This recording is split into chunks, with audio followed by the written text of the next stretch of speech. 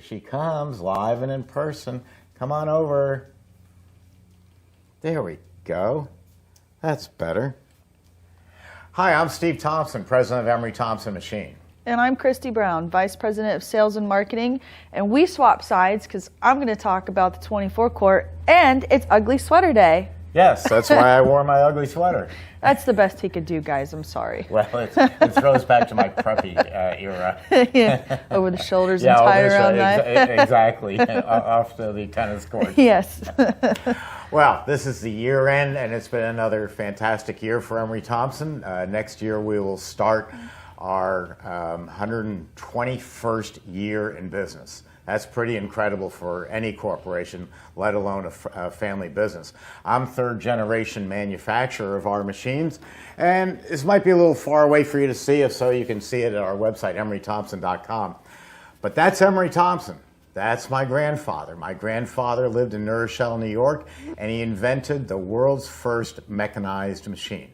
Every bit of ice cream that's on the market today, every machine that's on the market today, has its roots in Emery Thompson's original batch freezer. Our company is known as Emery Thompson Machine and Supply Company, but we shortened it when we came to Florida to just fit on the letterhead. It's Emery Thompson Machine. It's not Emery Frank or Emery Joe or Emery anything else. Emery was his first name and Thompson was his last name. This is the original invention. Nobody else can hold that up, and shows that that was first patented in 1905, the first mechanized ice cream machine. Every machine, whether it's from Italy or anywhere else in the world, came from this design. Our machines are all built here in Brooksville, Florida, formerly the Bronx, New York. We were in the Bronx for 100 years. And I sold the building to the New York Yankees to become a parking garage.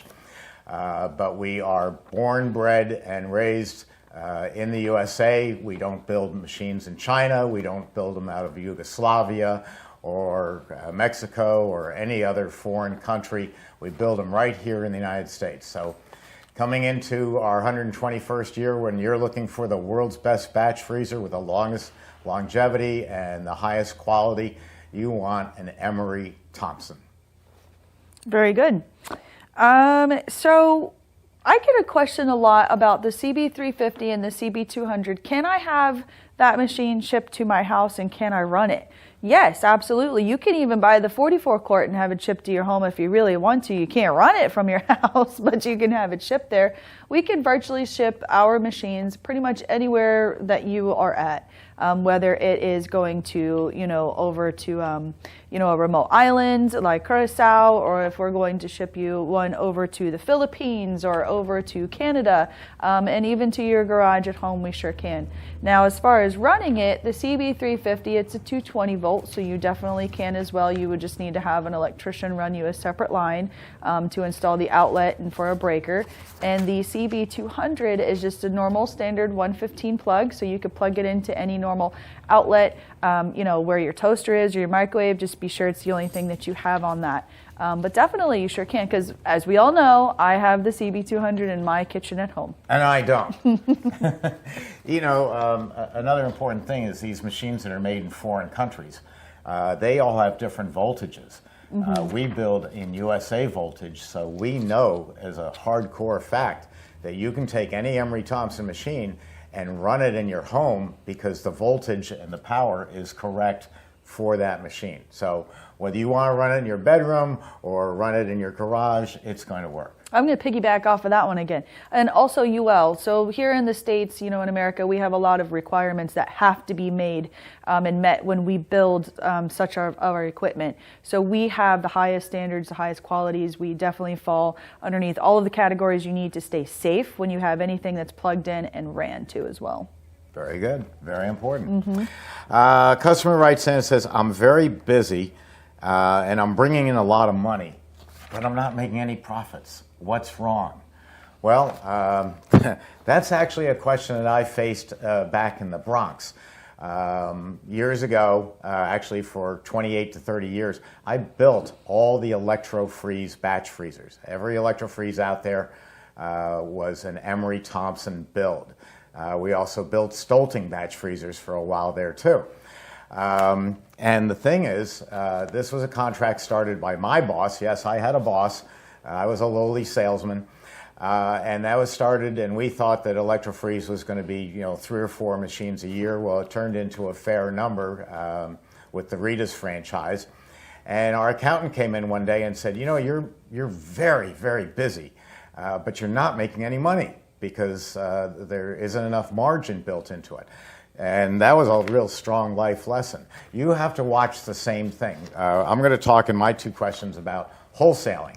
And I've been in favor of wholesaling in the past, but Tie-Dye Jeff pointed out to me one time, he said, yes, you can sell a tub of ice cream, a 2.5-gallon or 3-gallon tub for $50, and it's costing you $20 to make that tub, maybe $25.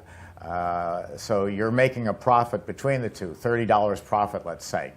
The problem with that, though, is you could be selling pints of ice cream, which we're going to discuss next, or you can be selling it by the scoop, and you're going to make so much more money that you really have to think twice about, am I making enough money on this tub selling it to a restaurant, or should I just be selling it in my own store? So we'll continue that on the next question. I am going to scratch that and actually do my 2 questions in one.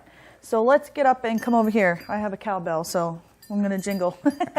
So I do. Can you shake the cowbell? Well, it does when I walk. But anyways, so when you have your maintenance and when you purchase your 24-quart, your CB350, your whichever machine you buy, there's only 2 things that we require for you to change on a yearly basis or sooner if in heavy production. That's your springs and your center shaft O-rings. So when you're done at the end of the day, we all know that you take your dasher apart and clean it. So that's your front dasher bushing. You pull your dasher out. And these are those springs that you need to replace every single year, or once again, or sooner if in heavy production. And then after you're done with the dasher,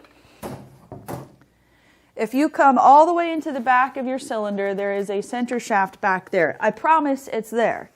You stick your hand back, you're going to see a little nub, and you pull this guy out. This is your center shaft. There are 2 black O-rings on here that also need to be lubricated at the end of every day, preferably 8 hours, but at least at the end of the day when you're ready to go for the next day. These 2 O-rings need to be replaced. This is what keeps, believe it or not, this is what takes the most beating on your entire machine because it's spinning your dasher, which is making your ice cream. When I'm doing that backwards, we go counterclockwise. And then, just give us a call. You can talk with Michaela. She is in our parts department. She'll get you all set up with your center shaft O-rings and your springs. And then also we have Kendall in customers relations. And she gives you a call religiously every 6 months to a year after you purchase your machine to make sure you're keeping up with your maintenance and everything else that you might need. And then we just put it back. Voila. That's it. That's my last 2. You mentioned Kendall and Michaela, and they have been trained like everyone else around here to be New Yorkers. So Kendall will answer the phone and go, how you doing? And Michaela will go, what do you want? So that covers customer service and parts. Yes. Back onto selling the product and wholesale versus retail. Since COVID, when I wrote articles in February of 2020, and we have over 40,000 customers worldwide, a lot of them, all of them were closing, and they needed a way to keep open, and so I was promoting that they could still work in their store themselves, make pints, freeze them down rock solid, and bring them out to cars. So when you're talking retail versus wholesale, you could get $50 for a tub of your ice cream, or at $10 a pint, all you have to do is sell 5 pints and you've made that money. So obviously there's a lot more money in selling pints. And scoops of ice cream, we've gotten up to a national average now of about $5 a scoop. However, we did raise the size of the scoop. We're putting it into a cup instead of a cone, and instead of 4 ounces, which always sounded good because McDonald's advertises the quarter pounder hamburger. Well, that's 4 ounces. We've now taken it up to 5 or 6 ounces, charging more for it. And what I like about it in retail is I think a $20 bill is a magic number. A father and a mother and 2 children can all get ice cream for plunking down a $20 bill. It's the new 10. You used to be able to feed a family for 10 frozen desserts, but not now, unfortunately. So there is good money to be had in wholesale. But if you're selling to restaurants, they are notorious for slow pay, and you're hunting them down and you're begging for the money. This way, you could be selling pints and scoops of ice cream, and the profit margins are going to be much, much higher. Did you have another question? Nope, I did my 2-in-1. You can tell from Christy, this is not July 4th. So Definitely not. It's not a Merry 4th Easter? We're going to wish you a very Merry Christmas and a Happy New Year, and we're looking forward to starting up, as soon as we come back from Christmas, our 121st year in business, Emery Thompson Machine. And thank you very much for being such wonderful customers. Well, Merry Christmas and Happy New Year's, guys. Happy New Year. Bye.